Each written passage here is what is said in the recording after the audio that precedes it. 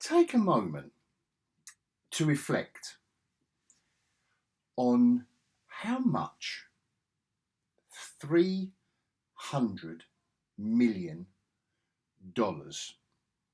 looks. How does it appear to you in your imagination? How do you see that? And then think about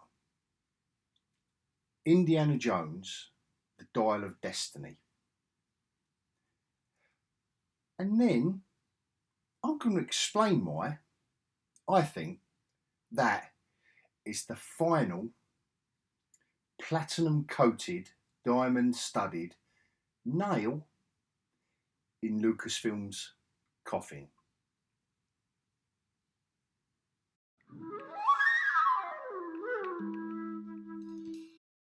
Bonjour. So by now, I know I'm a little bit late to the YouTube game, doing a thumbnail about Indiana Jones, but 5 months ago I did give everyone my thoughts on the trailer. It does seem as if everything's coming to pass, as far as the reviews are coming out, and even some of the shills, even with the Cannes premiere, you know, all right, Harrison Ford in and of himself got a 5-minute standing ovation. Now for Cannes, that is low down in the standing ovation stakes. I don't know what the chart is. I don't know who's at top of the charts, but I think there's a 15-minute one there, and you know, but that's what Cannes used to be. That Cannes used to be the films with the stick right up their a-hole. That would, you know, you'd have directors that you'd never heard of going, oh my God, and to you know, Dismal have set up Indiana Jones. You know, you're always going to have a spectacle at Cannes. Indiana Jones was the spectacle. I would also argue that Kathleen Kennedy herself was a spectacle. Now let's remain I'm going to try and keep it objective with this one, because what I'm going to talk about is how I believe this $300 million film called Indiana Jones and the Dial of Destiny is the final nail in Lucasfilm's coffin. How do they forget Dismal Minus, forget Disney and Marvel for the moment? Let's just zone in on Lucasfilm as an offshoot of Disney, of the corporation. You know, that's part of, you know, what they paid a lot of money for. $4 billion. I think it was $4 billion. Correct me if I'm wrong in the comments. They paid a lot of money, whatever sum it was. And since then, and I'm coming at this from an objective and just from a business point of view. When you buy a business and you think, right, I'm going to buy that, I'm going to amalgamate it with mine, I'm going to, you know, trim off the fat and going to bring it in or keep it there, whatever it is, and I'm going to make that bigger and better and bolder and more profit worthy than it was before. Even if I'm buying it just to do all the aforementioned and then sell it on. That's what business has done for forever. Right, that's cool. I'm up for that. So, as a fan, when Lucasfilm gets purchased, you think, oh yes, here we go. And it was all about Star Wars, to be fair. We weren't thinking about Indiana Jones, were we, really? When Lucasfilm got bought. We weren't thinking, oh my God, there's going to be an Indiana Jones 5. Will there be a sequel to Willow? Or maybe even a TV show? We were not. As fans, we were not thinking about that. Anyway, but that's what they treated us to. That's what they treated us to. Amongst, as well as the sequel trilogy. Right. To be fair, I don't want to go over all that old ground. You know, that's all been done before, the sequel trilogy, Star Wars. I've said my piece on Willow. I'm concentrating on the Indy 5 here. but pertaining to Lucasfilm as a dead duck. As a dead duck. Except its library. The library of films, fine. But how do you top off it's the culmination, the purchase of this company, of this intellectual property, the purchase of whatever you perceived it to be. This one, Indiana Jones 5, Kathleen Kennedy in Cannes, premiering it. You know, the person that has single-handedly trashed the entire idea of what it is to buy a property, a franchise, whatever you want to call it, and unsuccessfully profiteer from it. You could argue that the sequel trilogy, I know I said we weren't going to go there, but just forgive me, just this one moment. You could forgive her. All right, it was a descending scale of profit from those three films. Then Solo lost money. Rogue One was decent, but it didn't shatter any records. It really didn't. Lucasfilm. They do a Willow TV show and objectively, again, I've done my videos and all that. It did not work. And to prove it, and again, objectively, without getting too hysterical about things, they have now taken that off of the Dismal Minus or hashtag Disney Plus platform, streaming platform. They've taken it off.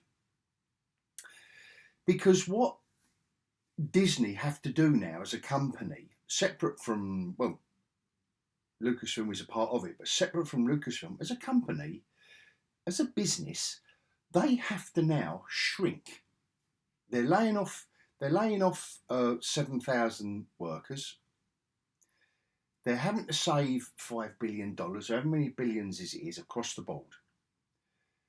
What I've been in business too long to know what they are doing, which is you shrink, you're losing profit, you're losing money all over the shop. Their share price is tanking, and all these videos are available all over YouTube. So I'm not going to do a video on their share price. I'm not going to do a video on this video. Is me and a prediction, which is my prediction is they've got to sell something off, and if I were them, I would be selling off Lucasfilm. If I were them. Because they're losing money hand over fist. They are not earning any profit from anywhere. They have even had to close, and this is part of the Lucasfilm franchise, the Star Cruiser Hotel. $2 billion it cost to create, and it was a fallacy from the start. It was just ridiculous. A $6,000 weekend experience for the sequel trilogy. I wouldn't mind if you had Chewbacca running around and Jawas or Sand People trying to kidnap you on the way to your evening meal. Now that for me would be Star Wars fun, and I think for any fans that would be Star Wars fun. Look at all the YouTube videos they did on what the actual Galactic Star Cruiser experience was an absolute joke.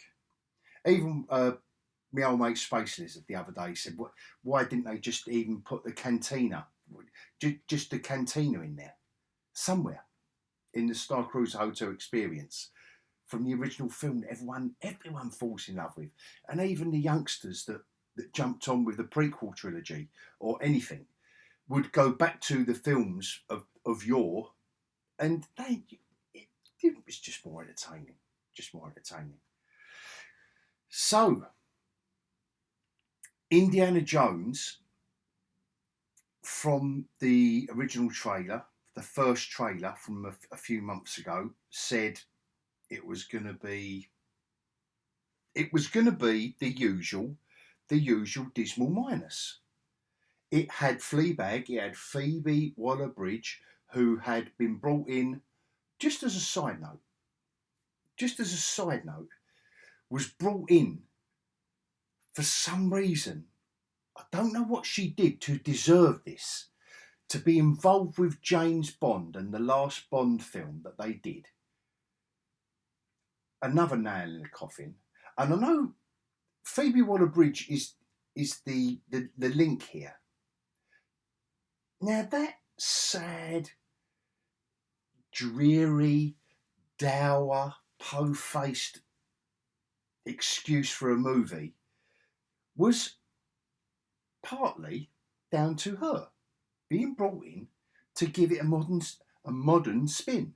That modern spin was all what I just said, which meant that isn't going to be a Bond film that anyone loves and that anyone wants to watch again. It just isn't. What was your favourite Bond film?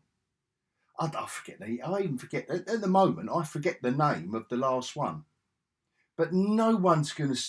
There'll be one. It's going to be Live and Let Die or anything. Moonraker, Doctor No, Casino Royale, anything. It's not going to be that last one. No way on this God's given earth is it going to be that last one because of her involvement in the scriptwriting. And I don't think she was involved in Indiana Jones at that level. But do you know what? Going on the first trailer and the henceforth kind of the reshoots, which is where the $300 million comes in, means that we have now got this bloated, ridiculous 2.5 hour end to the saga, which no one wanted. No one wanted it. No one wanted it. And what Bob Iger has also done in the larger context, and let's keep it to the objective business proposal, and this is what I mean about, I think it may be Lucasfilm that's up for sale. Because this now in the coffin is huge. Huge. On the back of, let's go through the list.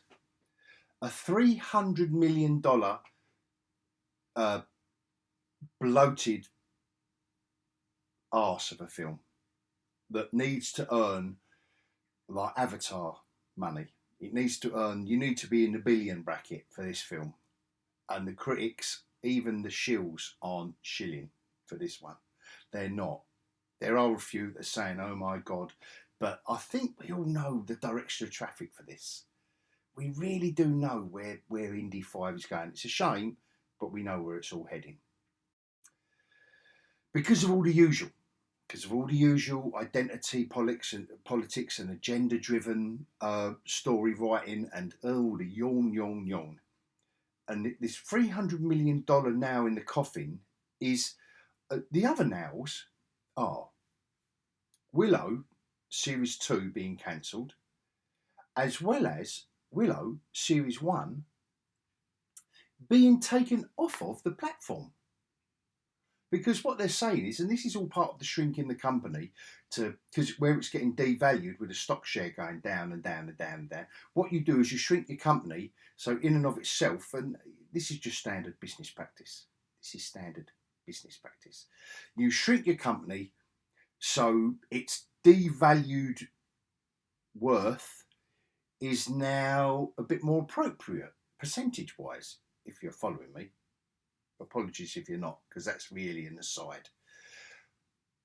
What I'm really trying to keep focus on is the fact that Lucasfilm for Disney is dead. And Indy 5 is the final. It can't go on, can it? What is beyond this for Lucasfilm? We've got the Ashoka series on, and that might be, listen, that might be good. That might be good. My old mate Taters, who, you know, me and him, we share our little Star Wars love from way back when. I hope for his sake, because I think he'll have a mental breakdown if it isn't any good. But let's just say that is the most superb, and also R.I.P. Ray Stevenson. It's a fitting tribute to Ray Stevenson as whatever character he did, Dark Lord, whatever he's playing in Ashoka. Let's just say that is the biggest hit on Dismal Minus for a Lucasfilm property, because it certainly isn't Kenobi. It certainly isn't Mandalorian Series 3. It certainly isn't Book of Boba Fett, is it? So let's just say Ahsoka's winning. He's winning it large. How does that save Lucasfilm? It doesn't, does it? It doesn't. It can't save Lucasfilm. One series of one show cannot save. Let's call it the franchise. Let's call it an IP, whatever you want to call it. So that's why I'm saying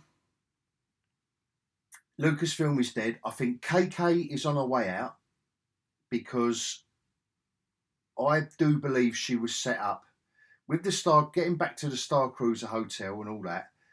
There was no need to announce the closure of the Star Cruiser Hotel during the week that she was out in Cannes.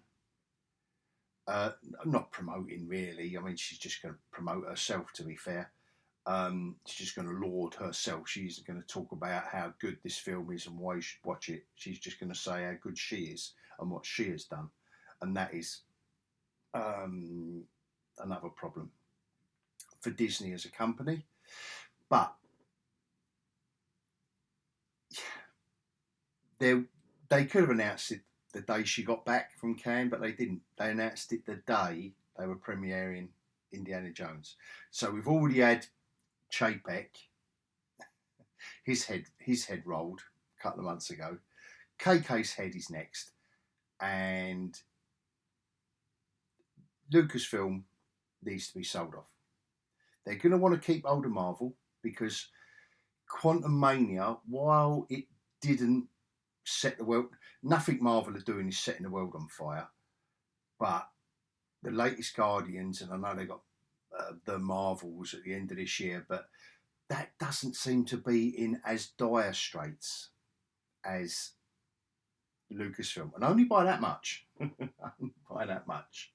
But if it was me at the top of this company, bearing in mind their share price has wiped billions off the value of their company, and they owe money. They're still paying off for buying MGM, and there's still money owing for the Hulu channel they bought. So all of this combined, let's just see if I'm right.